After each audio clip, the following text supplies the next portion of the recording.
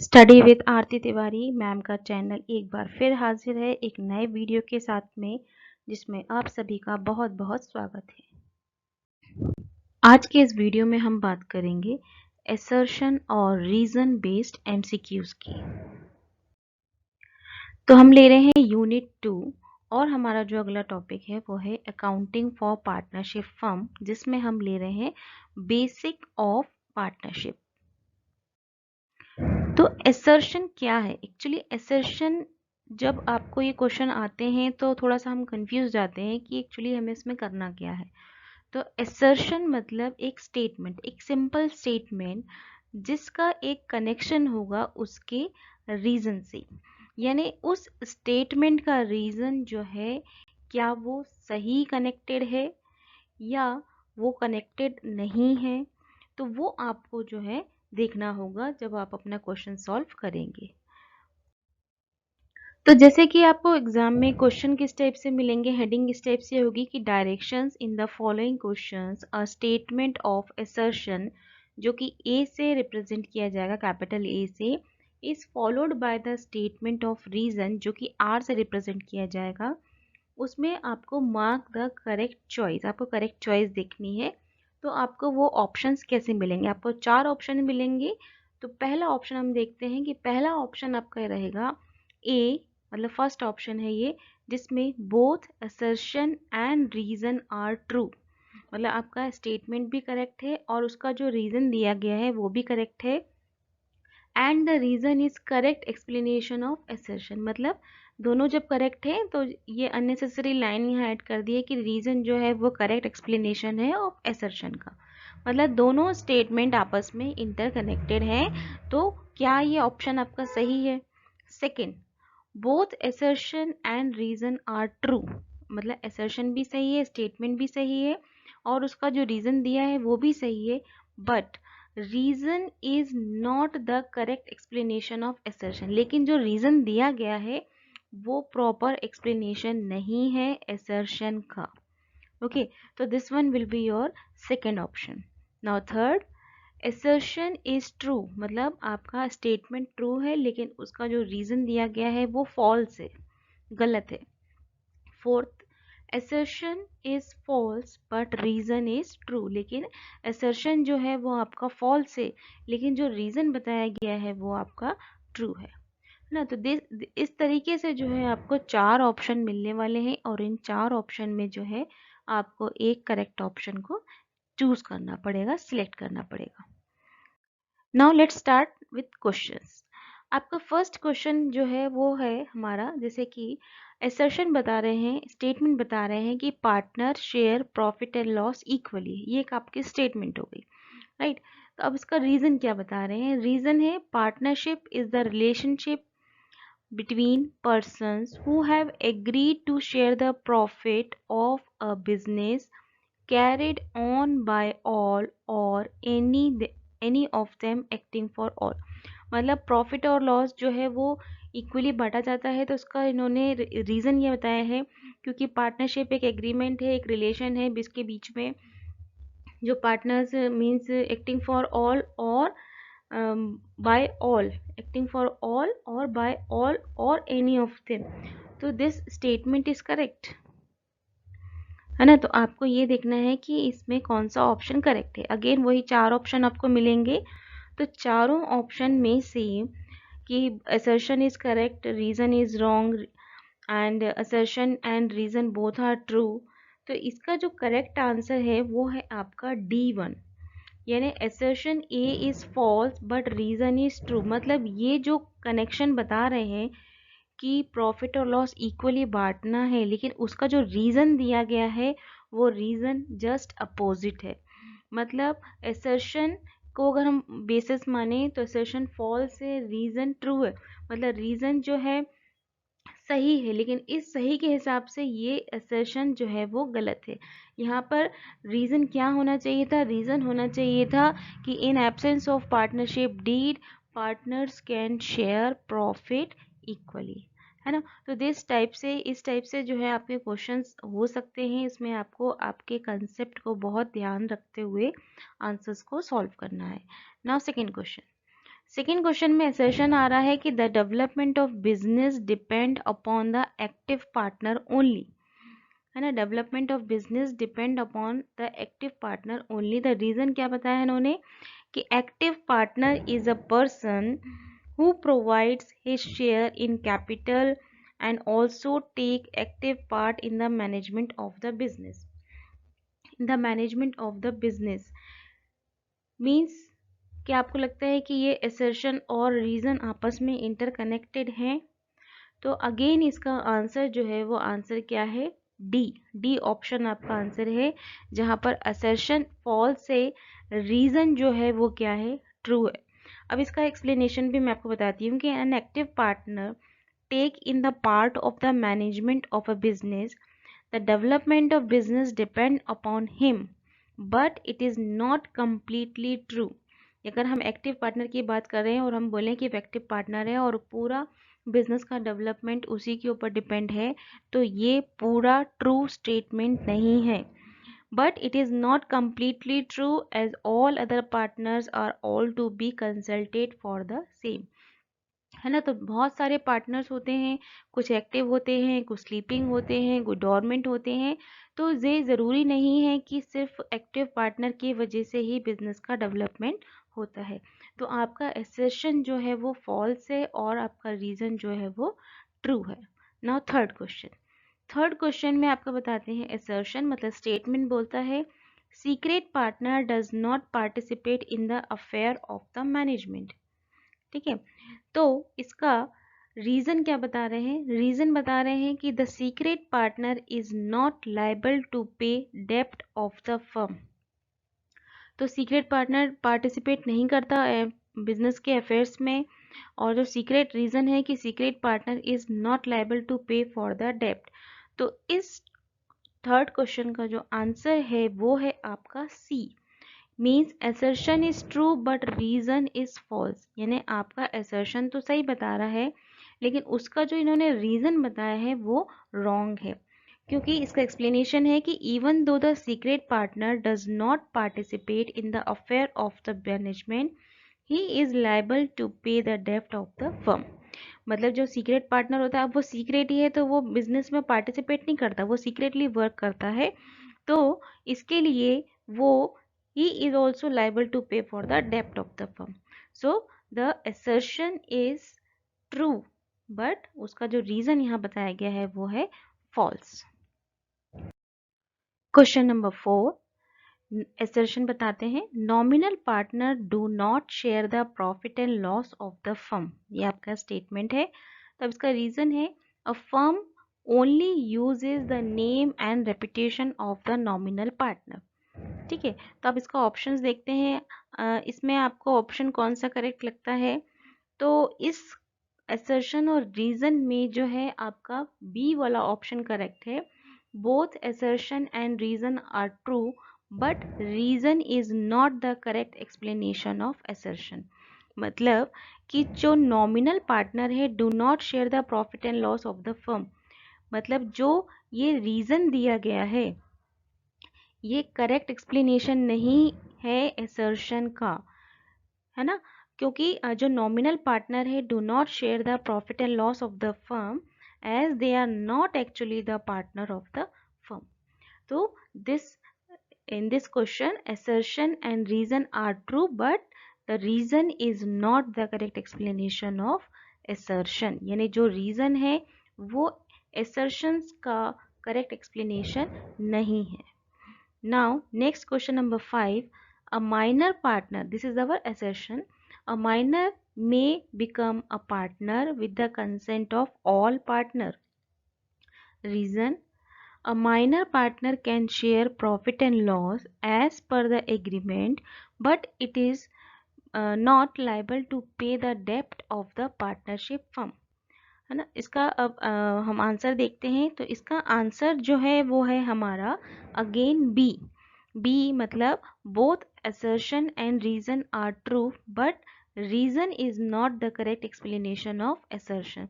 मतलब दोनों सही हैं लेकिन इन दोनों के बीच में कनेक्शन नहीं है, जो रीज़न दिया गया है वो करेक्ट एक्सप्लेनेशन नहीं है, क्योंकि a minor can become, this is our explanation, a minor can become a partner of the firm with the consent of all partner so as form the partnership agreement. मतलब minor जो है एक partner बन सकता है उस सारे partners के कंसेंट के थ्रू। तो इसका जो रीज़न है वो करेक्ट नहीं है। Now assertion is the fixed capital is better as compared to the fluctuating capital. Reason, the capital of the partner is fixed and all the transaction is recorded in current account.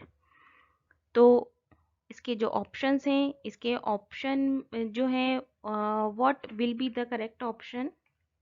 So answer is D, assertion is false but reason is true. Okay, and the explanation is it cannot be determined which method of maintaining capital is better. It depend on the preference of the partner. So ऐसा कहीं पर भी नहीं है कि कौन सा capital best होता है, फिक्स्ड या fluctuating. It depend on the partner. Question number 7. Assertion is the interest on drawing is recorded in the debit side of the current account when fixed capital method is followed, and the reason is the capital of the partners is fixed and all the transaction is recorded in the current account. तो यहाँ पर हम देख रहे हैं कि assertion और reason जो है दोनों ही true है, क्योंकि जब हम current account बनाते हैं और जब हमारा capital fixed होता है तो उसमें हम इंटरेस्ट ऑन ड्राइंग जो है वो डेबिट साइड प्रेजेंट करते हैं. और रीज़न में क्या बताते हैं? The capital of the partner, यानी जब पार्टनर का कैपिटल फिक्स होता है तो सारे ट्रांजेक्शन्स जो हैं हम रिकॉर्ड करते हैं करंट अकाउंट में. तो इन चार ऑप्शंस में से जो है हमारा ए वाला ऑप्शन जो है वो करेक्ट है कि assertion and reason both are true और reason is the correct explanation of assertion. Okay, now next question. आप इसका एक्सप्लेनेशन भी मैं पहले बता देती हूँ क्वेश्चन नंबर 7 का, कि the interest on drawing is recorded in the current account as to maintain the capital of the partners fixed. Now question number 8. Question number 8 is the interest on capital is recorded in the debit side of the current account when fixed capital is maintained. So the reason is the capital of the partner is fixed and all the transactions are recorded in the current account. So इसमें assertion में बता रहे हैं कि the interest on capital जो है वो current account में डेबिट साइड रिकॉर्ड किया जाता है जब कैपिटल आपका फिक्स्ड होता है. अगेन जब रीज़न बता रहे हैं कि जो कैपिटल अगर फिक्स्ड है तो सारे ट्रांजेक्शन जो है वो रिकॉर्ड होते हैं करंट अकाउंट में. So again here the answer is option D. D वाला जो है वो आपका करेक्ट आंसर है, क्योंकि इसमें बोल रहे हैं कि असर्शन जो है वो फॉल्स है, रीज़न इज ट्रू, है ना. क्योंकि अगर आप देखेंगे कि करेंट जो इंटरेस्ट ऑन कैपिटल है वो हमारा करेंट अकाउंट में क्रेडिट साइड पोस्ट किया जाता है, रिकॉर्ड किया जाता है, तो इसलिए असर्शन जो है वो फॉल्स है और रीज़न जो है वो ट्रू है. Now next question. When the partner put an additional capital it is recorded in the credit side of the current account. Now the reason is current account recorded all the transactions relating to the interest on capital, drawing, commission to the partner, etc. when the capital is to remain fixed. So again in this 4 option, the option number D is correct.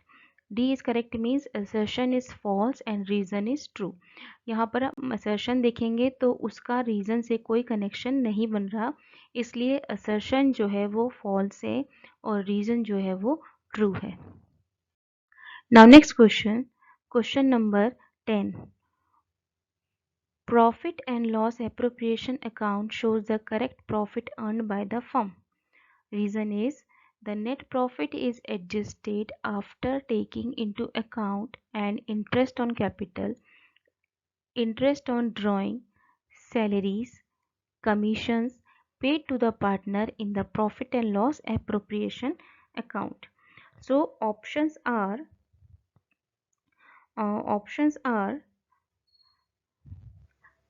the correct option is option A, Option A means both the assertion and reason are correct, and reason is the correct explanation of assertion.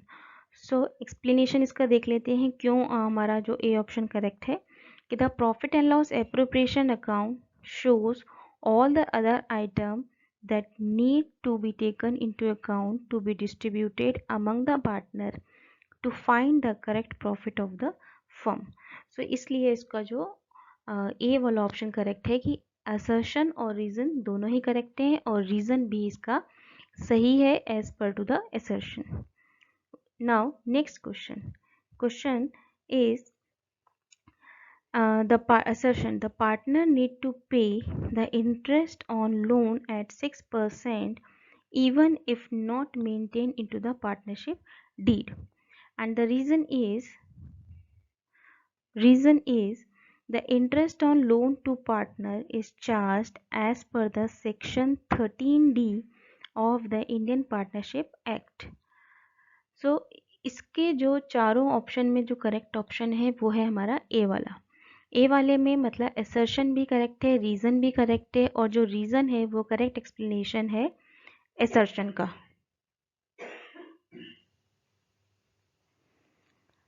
Okay, तो इसका explanation देख लेते हैं कि as per the section 13D of the partnership act the interest on loan is to be charge at 6% even if it is not mentioned in the partnership deed.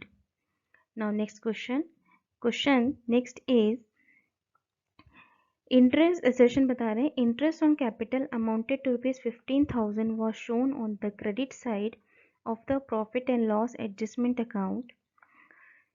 Reason is interest on capital is to be credited to the capital or current account as current account of the partner. तो इसमें आपका जो है last option D option जो है वो आपका correct answer है कि assertion is false but reason is true. यानी आपका assertion जो है रीजन के कंपैरिजन में फॉल्स है, assertion फॉल्स है और रीजन ट्रू है. नेक्स्ट क्वेश्चन assertion बता रहे हैं Sandhya and Manoj entered into a partnership in the profit sharing ratio 1:2.